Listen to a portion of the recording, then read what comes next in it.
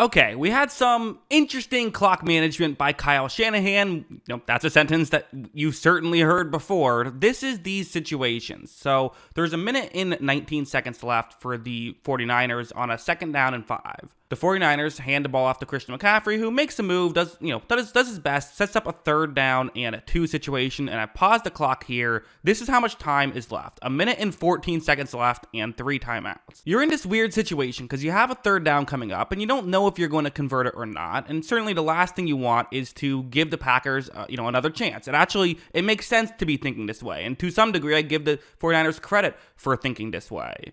However, I think they kind of went overboard in what they did, because watch what they're going to end up doing. Skipping ahead a bit, they're actually going to kill the entire clock here. They're going to kill all 40 seconds, and not just that, they call a timeout here as well. So they kill 40 seconds just to then take a timeout, because again, you don't have to do that, right? You have the ball. You could have just killed, 35 seconds and then taken a snap. It seemed like they wanted to really make sure they didn't give the Packers another chance, but given the way both offenses are playing right now, only 3 drives for each team, but the 49ers got stopped once, scored a touchdown, and are now on the outside of field goal range. The Packers got in field goal range on all 3 of their possessions. You have to assume a third down and 2, odds are you're going to convert, and you should be trying to, at least give yourself enough time that if you do convert, you can then make something happen.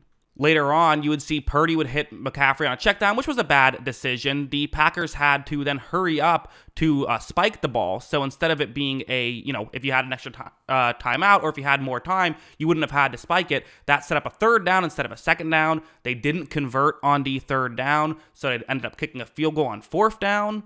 And they would go on to miss the field goal. Just a pretty bad situation there for the 49ers, resulting in them not being able to score any points.